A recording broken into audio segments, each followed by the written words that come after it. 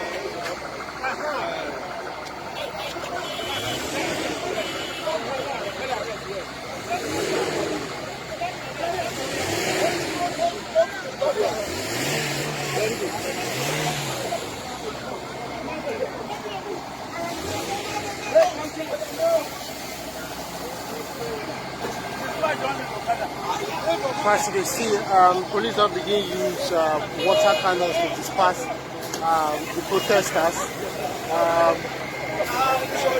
Go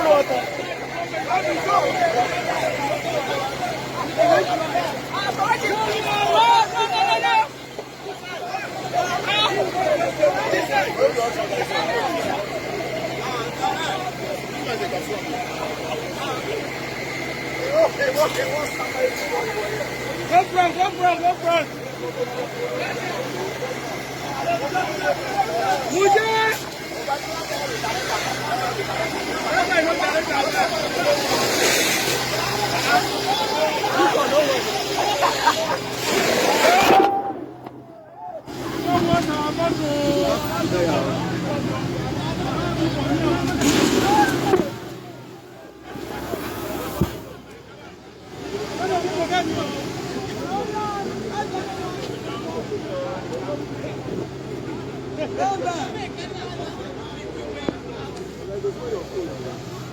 So it's water.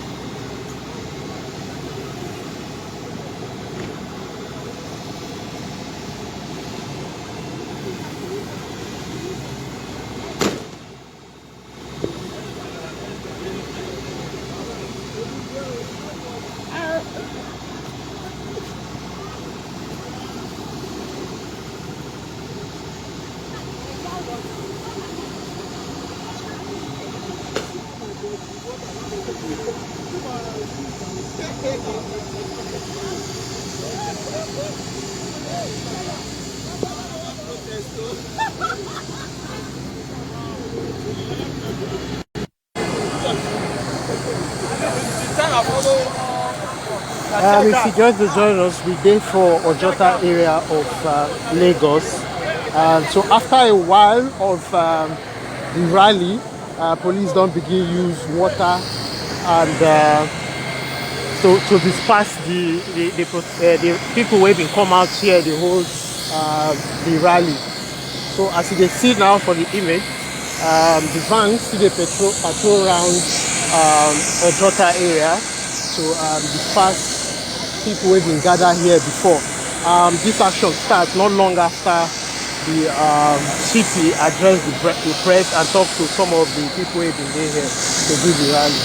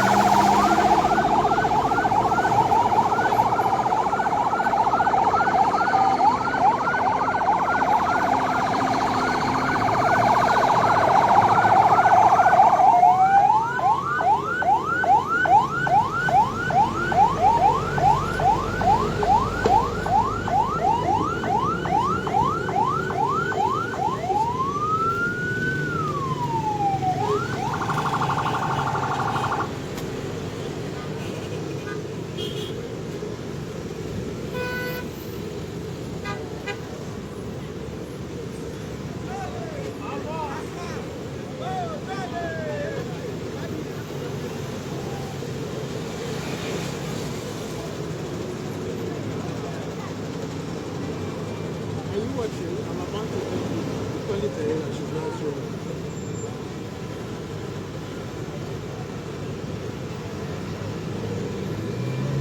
Nothing. They've used water to disperse the guys away.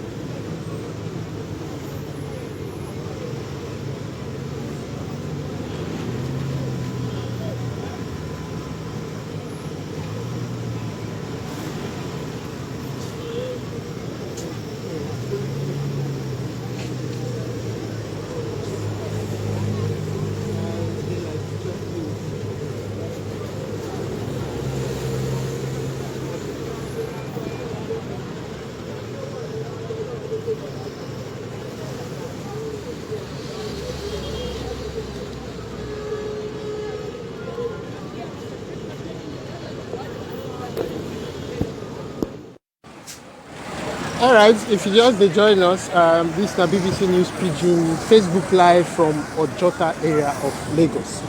Make we hear waiting this person here won't tell us. Moments ago, police used water to chase people who been gathered for here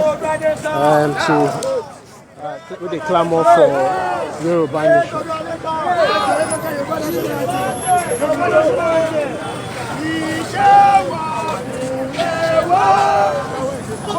Sorry.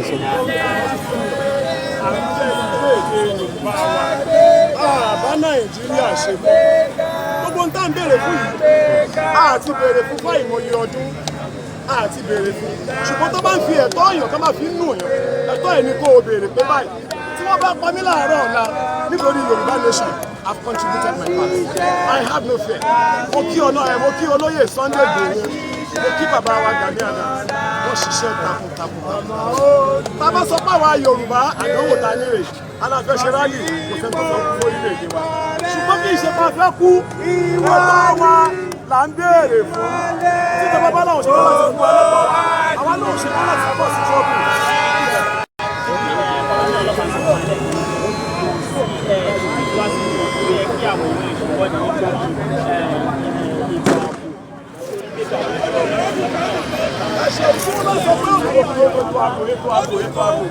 Ṣé wọ́n fún àwọn adájọ́ mọ̀ ọ̀dún lábò?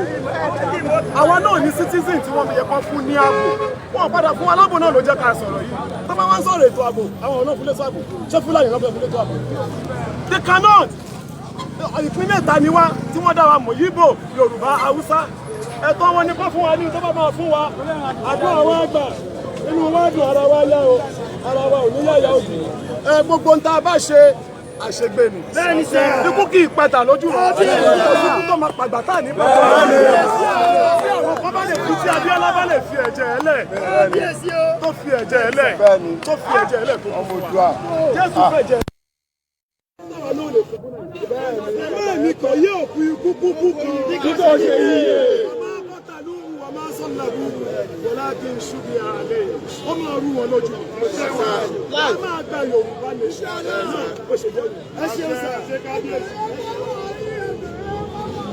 Okay, as it be so, it be like more and more dignitaries then they come the venue of the rally. As they see, even though police don't use water for some sort of people who have been there before, more and more people see the turn up for here. We don't see a couple of dignitaries wey don't land for the venue of the rally.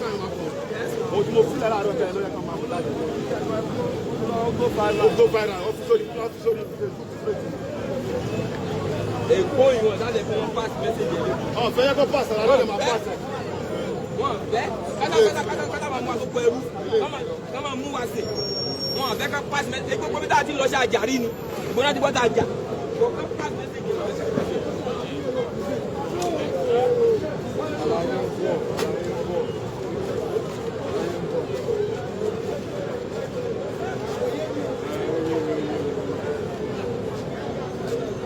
The one that them own the house now. People dey inside the house dey sleep. They don't go to that. They don't go to the house. Unless they are not happy.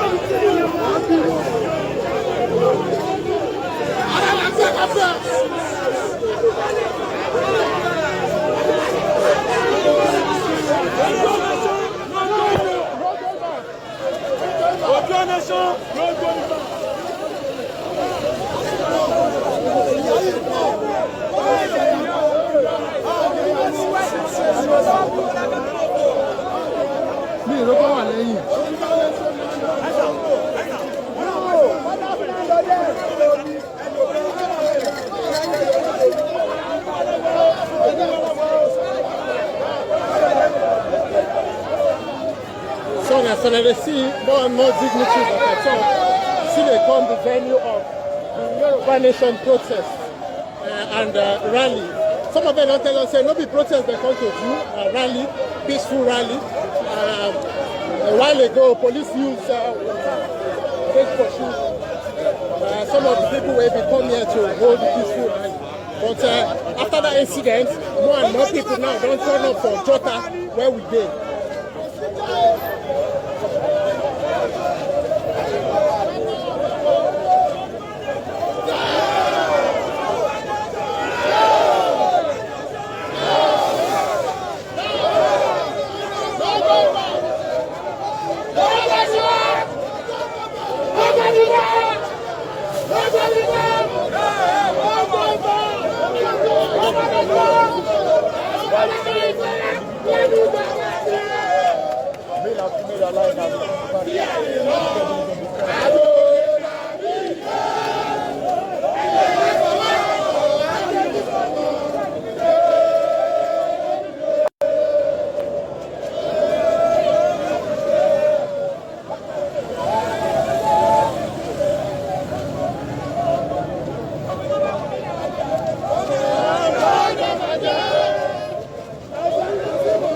They protest the waka, they go for the place where police then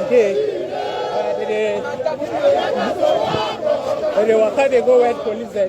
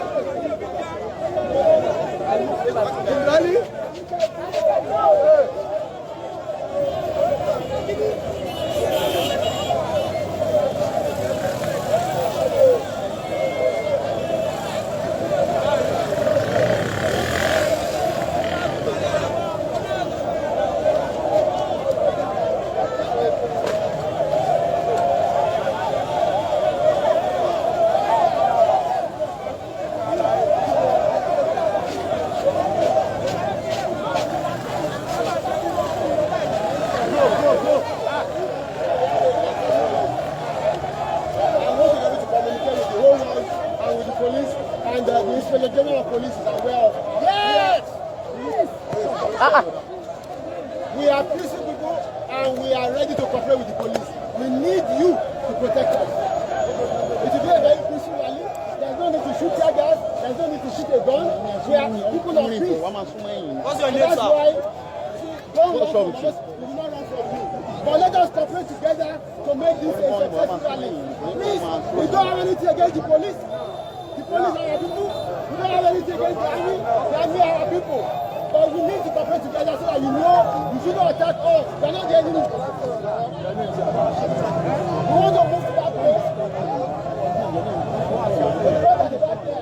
And we need you to protect us. We are peaceful people. What we want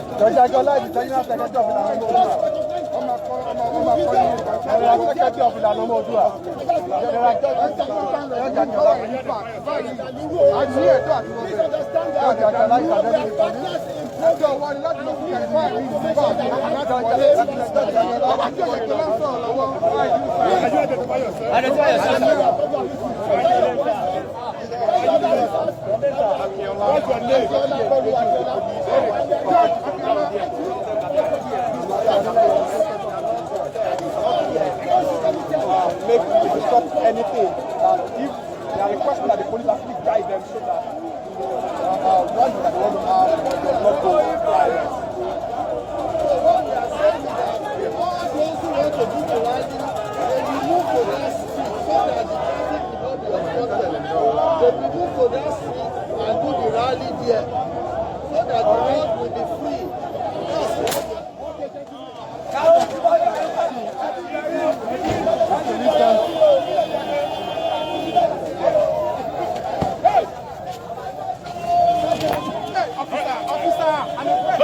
You don't have the right to do that. See, look at the camera.